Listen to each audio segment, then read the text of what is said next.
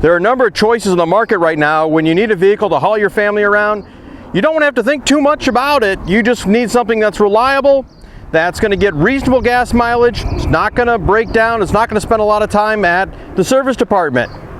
How does the Toyota Venza compare against the rest of the industry and against its competition? Well, that's what we're going to find out here today on Rumblestrip.NET and 10-Minute Test Drive.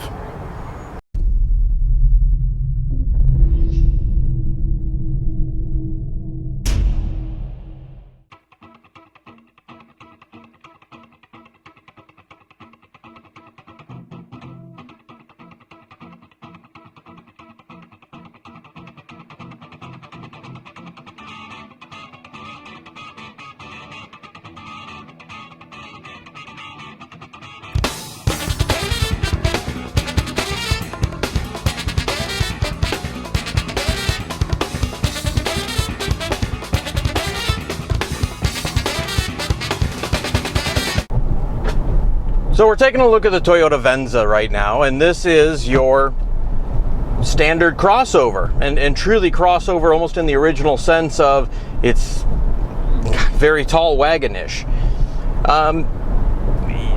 You almost wish that they just would have decided to lower it and called it a real wagon rather than a crossover, but in the American market, that doesn't sell. So it's a crossover. It functions okay. It's certainly nothing special or spectacular, but very much in the Toyota tradition. It's a solid vehicle that you don't have to think about. If you're looking for something that's family friendly, which we'll talk about just how family friendly some of the interior bits are, that it's going to get reasonable mileage. Again, nothing special, but reasonable mileage. This is not a bad choice.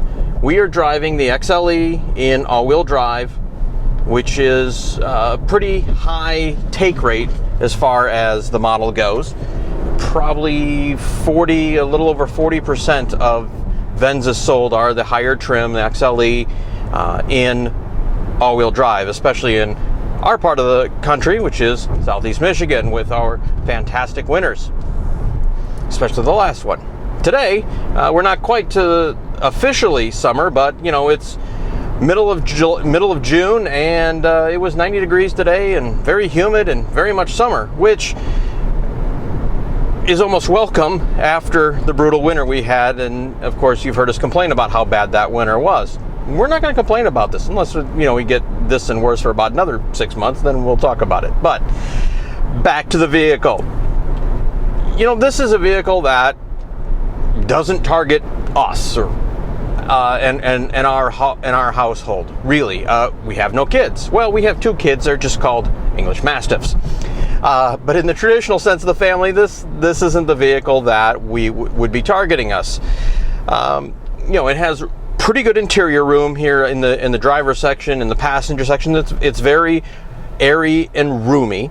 The back seat has pretty good leg room, and it also the seats will recline a little bit there as well. The cargo area is really average, I would say. It holds about the amount of room that you would expect. The seats fold down flat and give you, well, maybe not quite all the way flat, but give you much expanded area. The reason we can't get really excited about this vehicle, for another reason, is the amount of hard plastic that's in this thing. Now, the amount of hard plastic is good in the sense of it probably makes it super easy if you have kids to clean up after them. But it makes for not the nicest looking driving environment, especially when you're going to be cutting a check, as this one rolls right now, for just shy of $38,000. $38,000, I want something that's much nicer. If you look back almost a year when we had the Hyundai Santa Fe, which is a much larger vehicle, it is a 3-row crossover. This is only 2 rows, priced very close to this. We went on and on again about just how nice that interior was. Now, granted, again, we're going to talk about 3-row crossover, and this is 2-row. It's nowhere near as bad as, say, the Chevy Traverse, which is brutal, and especially at $42,000 or $43,000, that interior was just horrific. This one is decent. Okay, the hard plastics are all over the place, but they're nice hard plastics. There's some decent graining, but there are very, very few soft touch points on here. Your center console, the seats, and that's it. Well, the headliner is kind of a nice felty headliner, but everything else in here is, well, okay, sorry, the armrests here are semi-soft vinyl, semi-padded vinyl, but everything else in here is hard plastic.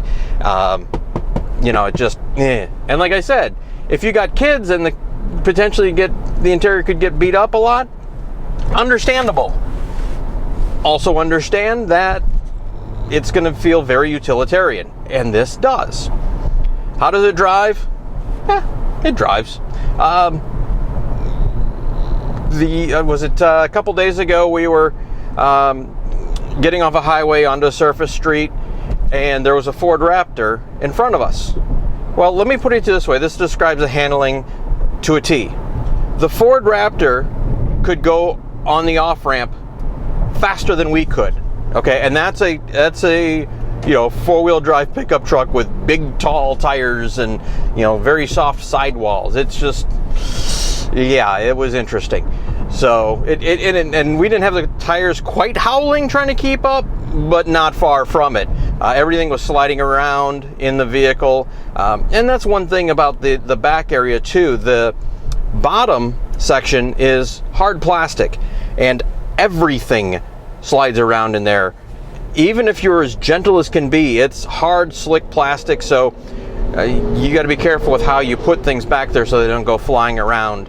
If you're hauling groceries or anything delicate, you're going to have to be very careful about how you have things loaded back there. As far as fuel economy goes, it's okay. We got pretty much as advertised, 20 combined, 25 on the highway. It says 18 city. We didn't do a ton of city driving, but enough to get a solid combined number. We were at 21, so and a little over 25 on the highway, so can't complain too much about that. Is it anything special? No, but it's about average. Much like everything else with this vehicle, it's kind of average. Hand ride is okay. Acceleration, this is the 3.5 liter V6. It's good enough. Again, no rocket ship, but enough power to get you up to speed and get you around vehicles. If you're passing on a 2-lane road, there's enough power to get by on a 2-lane road if you need to pass someone. This is going to be a pretty easy review for us and a pretty short review for us, mostly because there's not a lot to get excited about. And I think as we hit the brakes, not all that hard. You can hear stuff rattling around in the back. If you just need something that's going to get the job done without any drama, it's not a bad option. This isn't bad. It's okay. If you want something that for the money is going to give you a much nicer feeling, that's probably just as kid-friendly, you're going to want to look elsewhere. But overall, it's all right.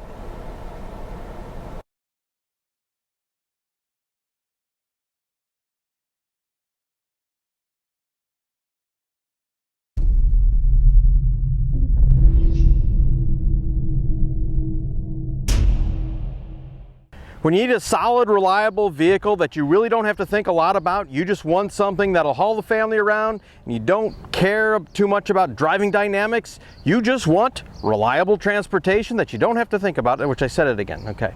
When you need a vehicle,